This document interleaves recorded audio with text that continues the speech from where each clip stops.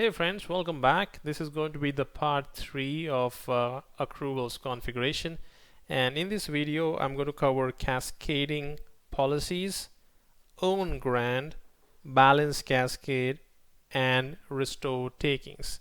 So these are the 4 things that we are going to cover in this video: cascading policies, own grant, balance cascade, and restore takings.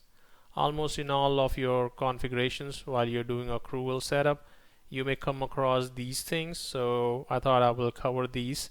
So let's get started. And prior to that, my apologies. I know it's been a while that I haven't had a chance to make a video, but due to some tight schedule I couldn't, but I'll try to come up with more videos quite often every week, so you can look forward for that. And if you haven't had a chance to subscribe to my channel, hello, please do so. With that note, let's get started. The first thing that we're going to see is about the cascading policies. Now if you open up the accruals, you will see that there is no cascading policies here, right? What you have is balance cascade and balance cascade groups, and this is something that we're going to cover later in the session. But the cascading policies are actually covered under the pay policies. So if you open pay policies, you will see here you have cascading policies and cascading profile. Well, these are often used while in conjunction with your accruals, so that's why we haven't covered these. If you remember, in the 20 days of Kronos accrual pay policies configuration, we haven't covered these, so that's why I am including these cascading policies in this video where we are going to cover accruals. Now, why do you think we need to have the cascading policies, and what does cascading policy does?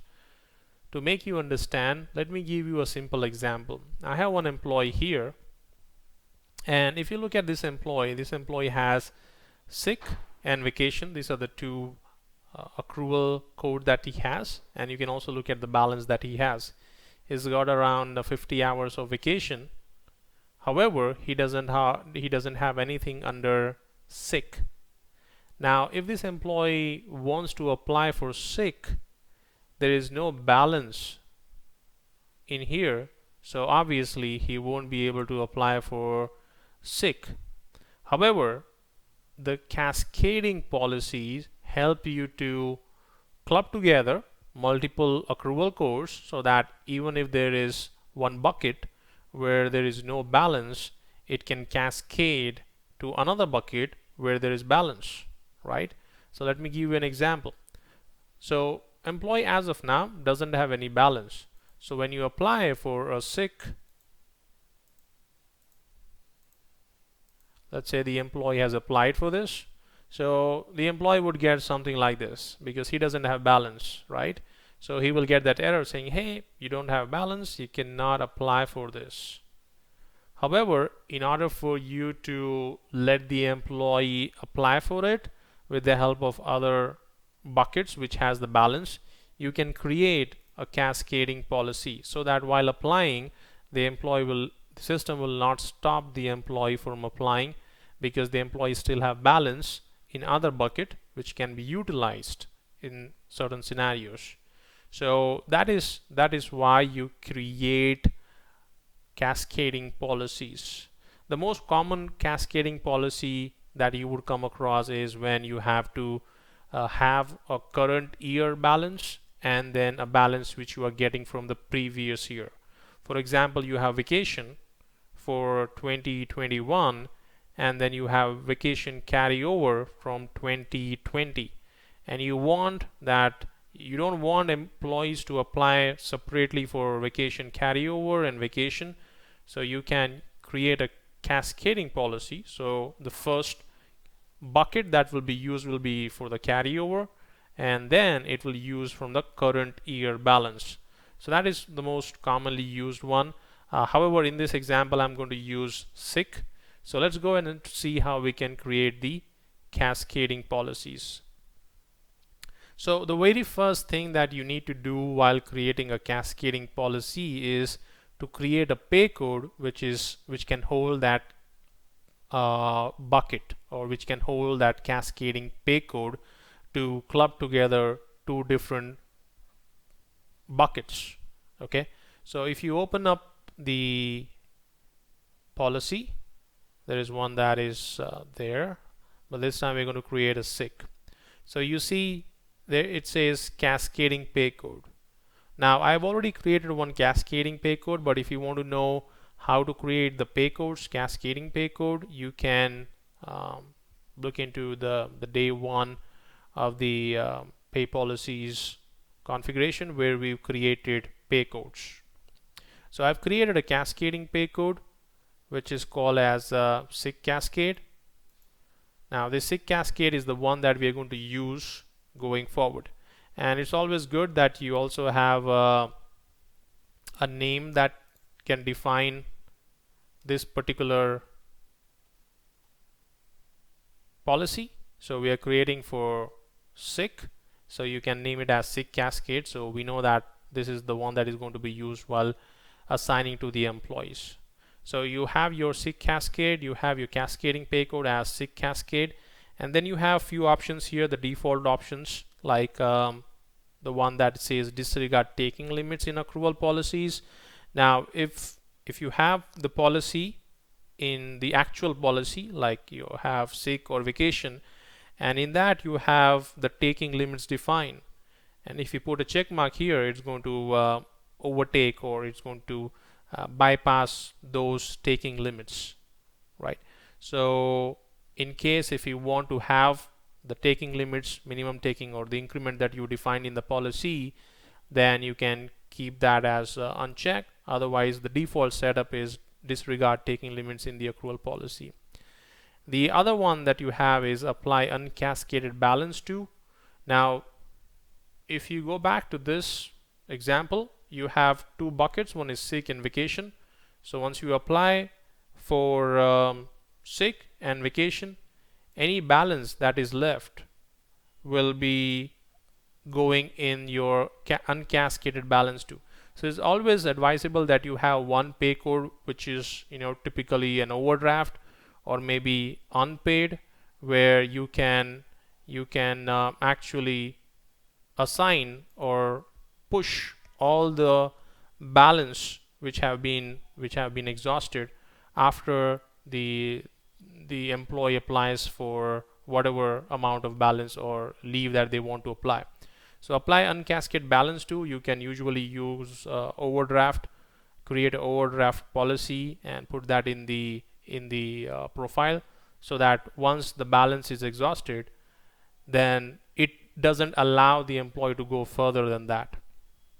So once that is done, you will have to select an action.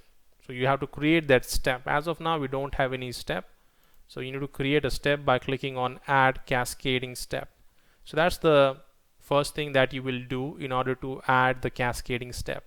Now the cascading step that we are going to create is from sick to vacation. That means first the employee will apply sick, as in the system will use the balance whichever is there in sick, and then it will go to vacation. So I'm going to select the pay code as sick. Alright, and the system automatically takes the accrual code associated with that. This is the one that we have assigned in the accrual policies.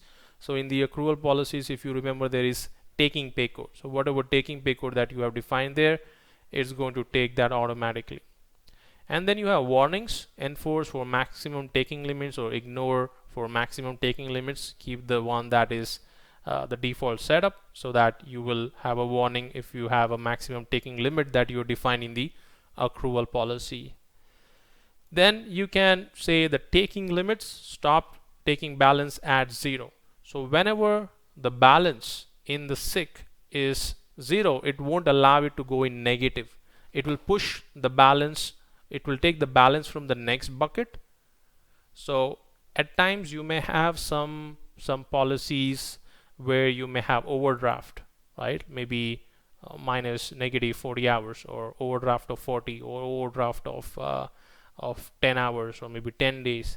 So you are telling the system that, hey, this policy can let the employee go in overdraft, then you need to define that how much is the overdraft. If not, you can say stop taking at balance 0, and then it will cascade to the next step that we're going to create now.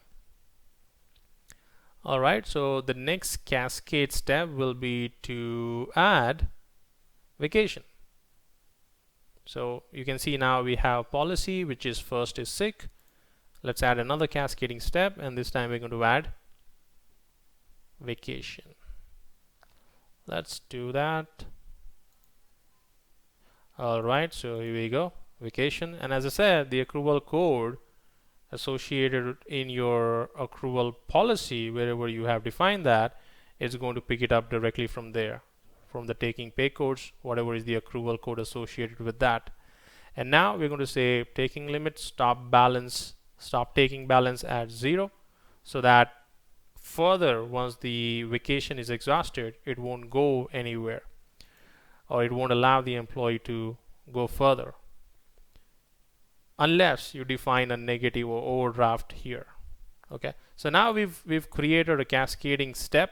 So first thing is the system is going to look how much balance is there in sick. If the employee exhausts the sick balance, is going to look into the vacation. All right, if vacation is exhausted, the employee will not be able to apply, and if there is anything, if they try to apply, they will get an error saying overdraft or unpaid balance. So let's go and save this. And now the cascading policy has to be assigned in the cascading profile.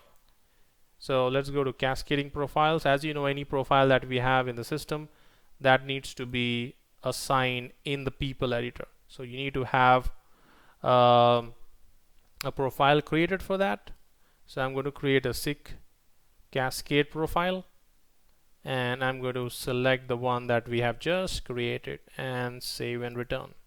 And by now I'm sure you know where this cascading profile is going to be assigned. So if not, let me quickly show you. Go to your people editor, and in the people editor, under your person tab, we are going to assign this sick cascade under accruals. So I'm sure you must be familiar with this by now. So here you have cascading profile. I'm going to just attach it here, save this, and now let's go to the employee's time card again and test out our whatever we did now. So I'm going to go from here so that the system refreshes it, and let's see.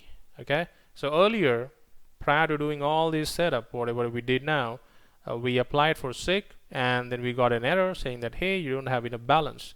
Now I'm going to apply it again, but this time, remember, the pay code that we're going to choose is sick cascade. That's the cascade pay code, which has these two accrual codes clubbed together in a cascading manner. So I'm going to say full schedule day, and let's see if the system stops me still. It doesn't. It lets me apply though I don't have a balance, right? So it's now saying that, hey, you applied for 8 hours of sick, which is now taken from your vacation bucket, right?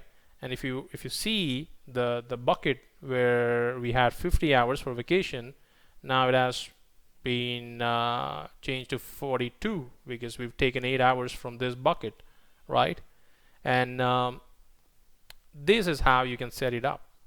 Well, if you do not want this two pay codes to be in here, you can always turn it off from the pay codes in the pay code definition, so that you can uncheck the visible from the main area, not for the sick cascade but for vacation, right? In order for people not to get confused, they may say, hey, this is not 16 hours, this is 8 hours, right? You can see it here in the total section, it is 8 hours. So that's how the cascading policies work. The setup is quite simple.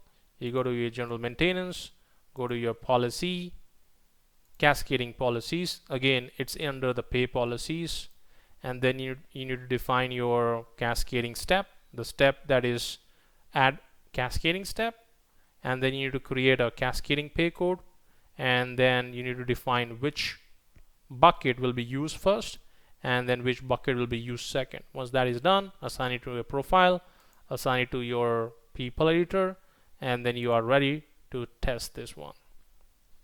Okay, so I hope that was clear. If you have any questions, comments, or any clarification on this, you know what to do. Okay, so let's go, and I'm going to refresh this so that we can test the other one that we're going to create now. So the next one that we're going to create is earn grant. Okay, so we're going to create earn grant. Now in our earlier part 1 and part 2, we've seen how to create the policies. We've seen a typical example of a fixed grant where the grant is given on a particular maybe date of hire or maybe on a particular iteration or milestone. Now we're going to see an earn grant based on a pay code edit. Okay, so or based on the number of hours employee has worked. Okay, so let's go, and now we're going to switch back to accruals. So pay policies we've seen for cascading.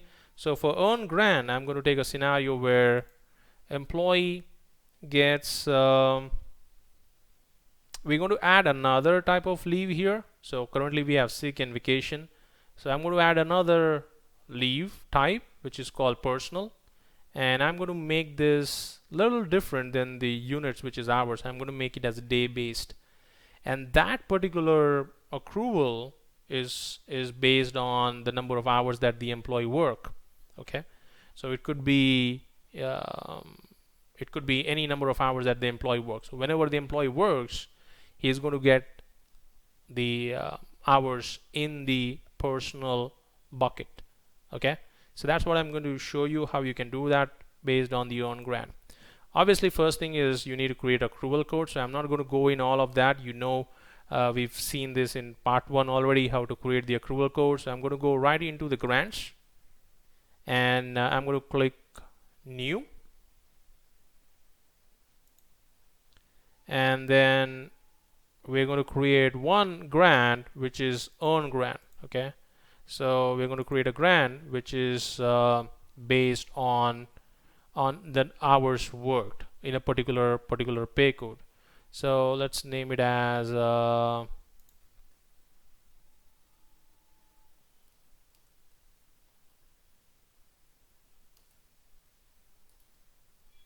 okay.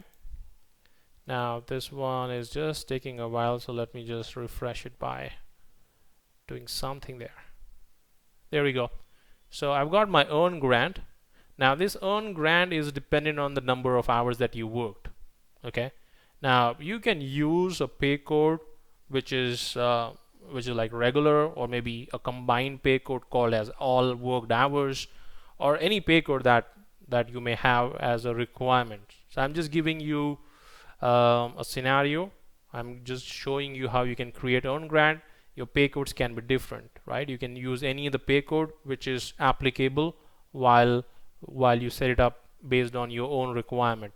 So earn grant is based on a pay code. So always there is going to be a pay code. This pay code, either it could come from a pay code edit, or this pay code could either come from your PCD, pay code distribution. I'm sure you remember pay code distributions that we've seen earlier in the 20 days of Kronos configuration.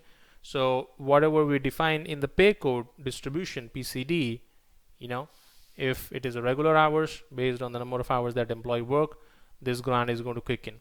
So I'm going to just say, just for a simple example, I'm going to say if the employee is working, okay, if the employee is working, let's say on a holiday.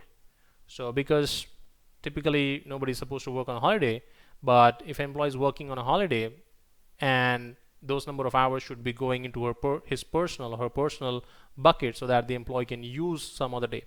Now you can always use the standard requirements where all hours worked, or any combined pay code. That's absolutely up to you and your requirement. I'm just going to demonstrate using one pay code. Now I'm going to say that whenever there are hours worked, or there is a pay code that is being done, a pay code edit that is being done for holiday work, the employee should be getting certain number of hours, or because this is going to be a day-based pay code, certain number will 1 day will be credited in the personal accrual code. Now there are two options. One is immediately. So whenever we have a pay code edit or employees having hours in this pay code, immediately the employee should have that grant in that particular bucket. Otherwise, I can also say as a date pattern. For example, it should go at the end of the week, or it should go based on whatever, weekly. So based on whatever you have defined in the date pattern, but I'm going to say immediately so I can show you right away. So we've used the earned type, grant type as earned. I'm using a pay code. Again, you can use any other pay code that you want, and then I'm going to select immediately. Okay, now I'm going to click on save and return, and we're going to create a new policy so that we can use this earned grant in that particular policy. Let's go ahead and click on new, and I'm going to name it as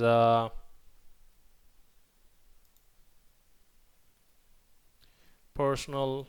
Let's just use the one that we have, personal. Alright, and the accrual I'm going to use is obviously personal. I have two, but one of them is day based, so this is the one that is day based. The other one was the hours based, but I'm going to show you one which is day based because we have two there which are hours.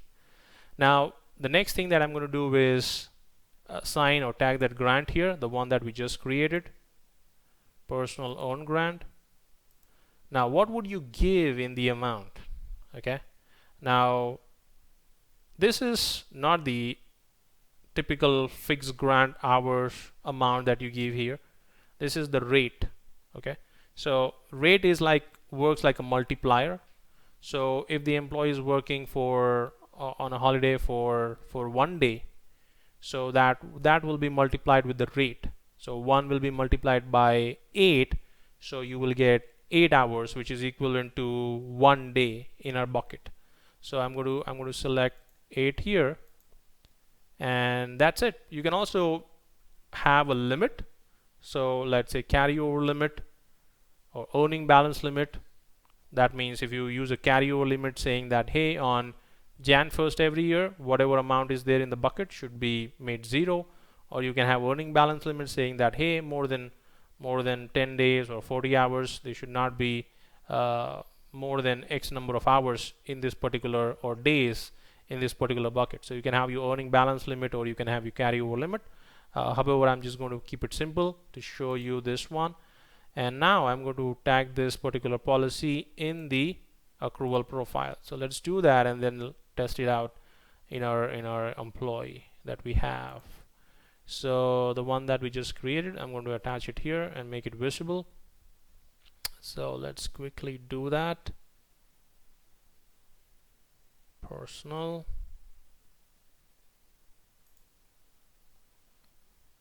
This is the one, and I'm going to click on save and return.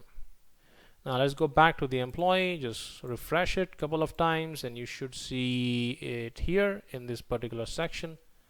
At times, if the refresh doesn't work, just put a fake punch, or just sign out and sign it back if that doesn't work as well.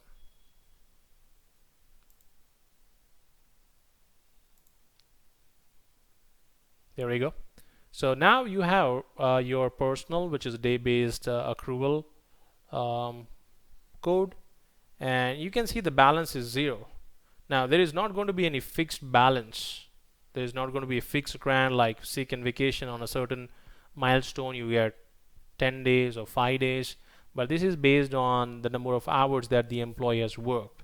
So the pay code that we have selected in the earned grant is holiday work. So I'm going to give that here as a pay code edit, and I'm going to say he's worked for one day of holiday worked, and then you can see that there is now a balance which is now available to him against the personal accrual code. Okay, if I move to 18th, you can see that he doesn't have a balance, right? He has one pending grant, but now on the 19th he's going to get that. So the point is, immediately whenever there is a pay code with that particular pay code, he's going to immediately get that accrual balance in that. Okay, and now employee can actually use that while applying for his personal. So next day, let's say on Tuesday, he goes on personal because he's worked on a holiday. So next day he says, hey, I'm going to take off. Okay, so I'm going to click on this, and there you go. You can see that on this particular day he has applied for personal, and he has received his holiday worked here. And if you go on the 20th, or rather if you go on the totals, you can see that 8 hours is what he has applied. Okay, so earn grant is typically used when you have a pay code which has been associated with that. Typically it is work, it is regular or all work, or it could be anything based on the requirement. So earn grant is completely different. The way it works based on the number of hours that is being worked in a particular pay code. Okay, so let me just refresh this so that we can go to our next scenario. So the next one that we're going to create is the balance cascade. Okay, so in most of the scenarios there would be a requirement where you might have to pay out the employees, or you might have to move the accrual code from one bucket to another bucket. Okay, so for that reason we use balance cascade, either to move the balance from one accrual code to another accrual code, or to pay out the employee. Okay, so I'm going to take a simple example to show you the functionality of balance cascade. So if you see here, we have 50 hours of unused balance, and let's assume that this employee is going to leave this organization by end of this month. So whatever is the unused balance should be paid out to him, right? Most of the organization, and as per the legislative requirements, unused balance should be paid out in your full and final settlement. So I'm going to show you how you can move this unused balance or vacation on the last working day, or how we can move this from accrual code to pay code using balance cascade. So that's what we're going to see now. So let's go to our accruals.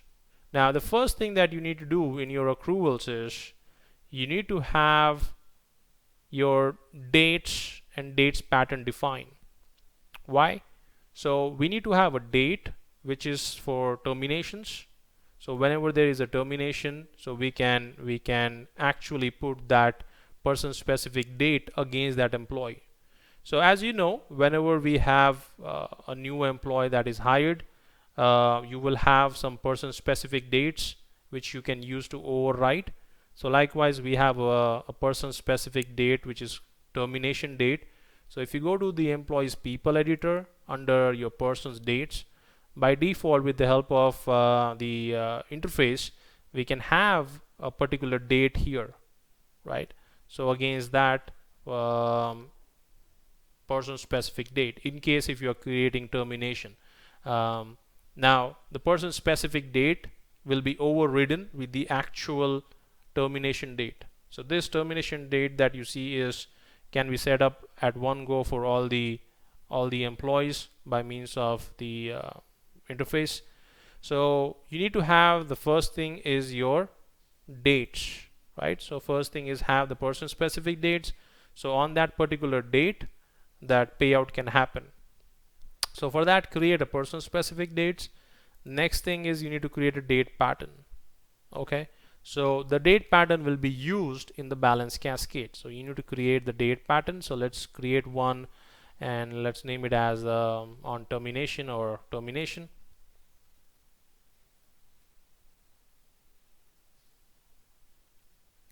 And let's use the reference date as the one that we just spoke about, termination date. So this date pattern is actually going to look at the date which is given in our reference day, which is your termination date.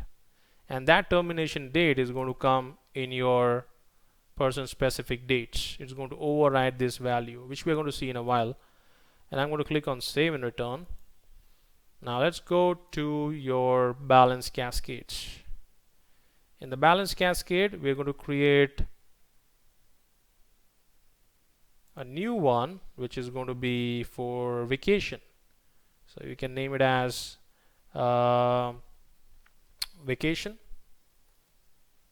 payout. And then the date pattern is the one that we just created, right? So let's use that one, termination. And then you've got type here. So that means if your vacation is in hours, so you need to select hours.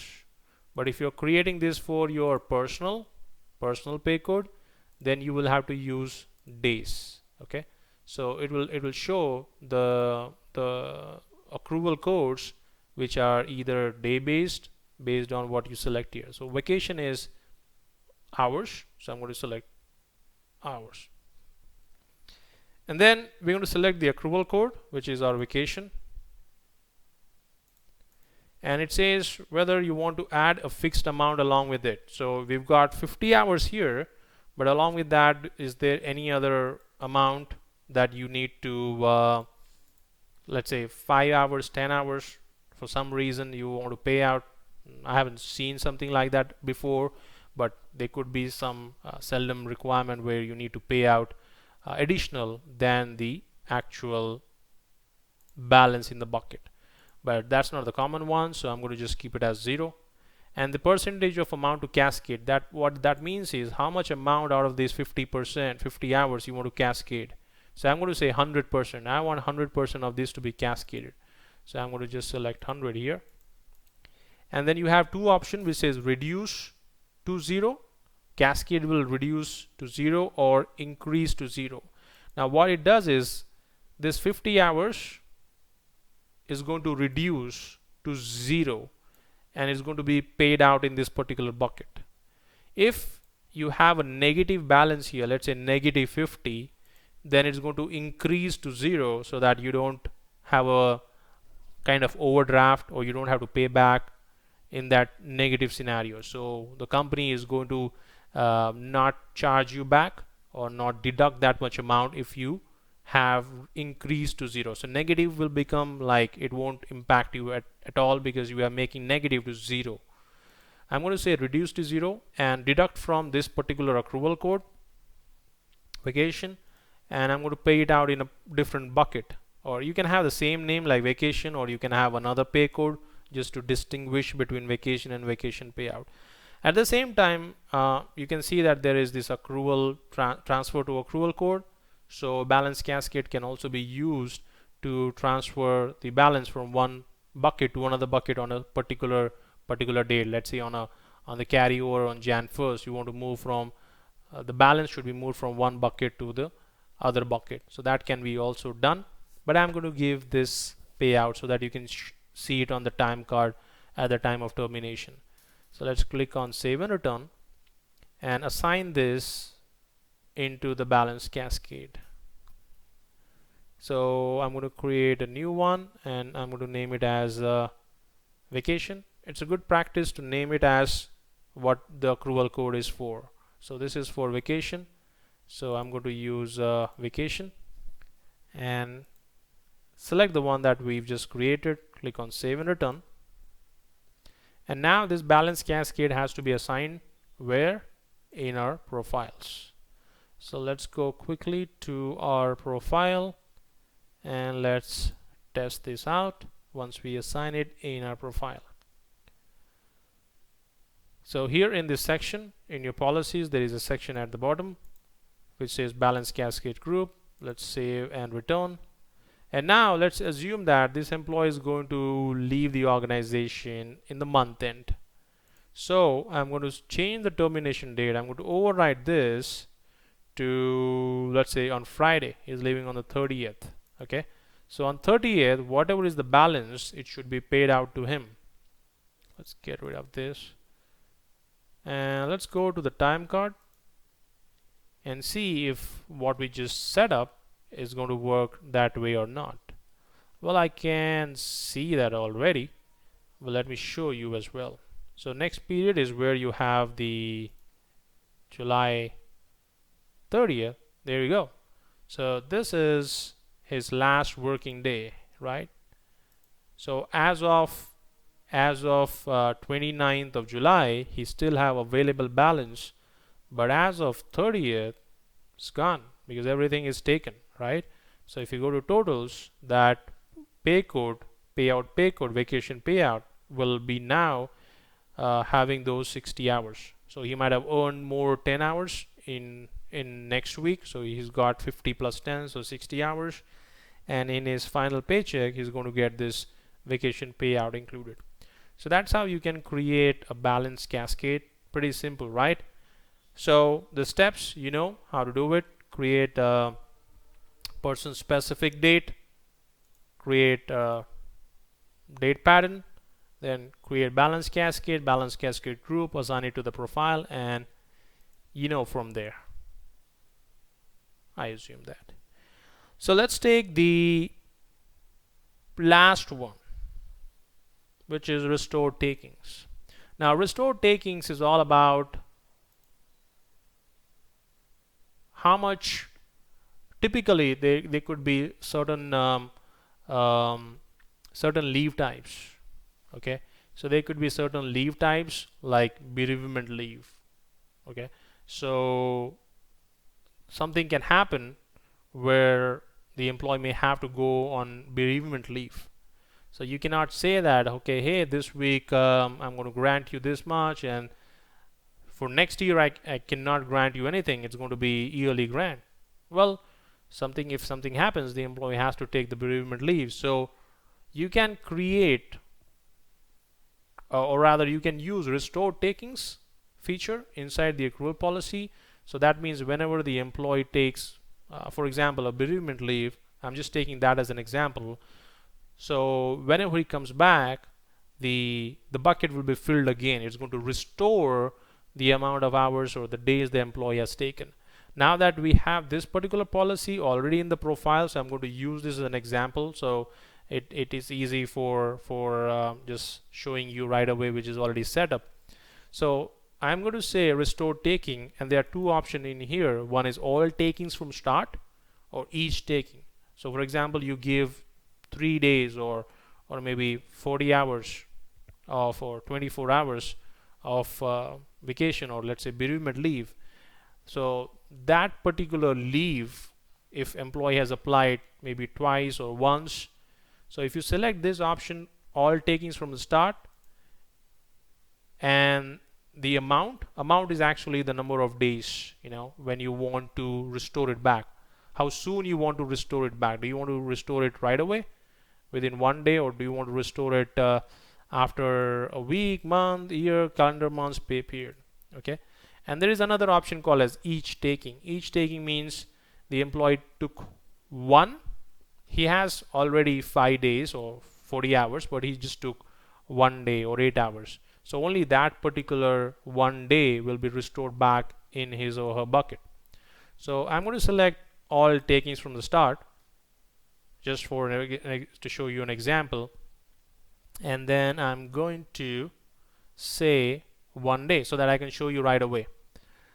Alright, so I said all takings from the start, so that means whatever employee has taken in the past, it's going to restore it, and we're going to see that right away.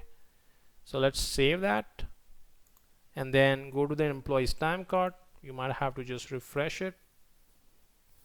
Let's go to the current pay period,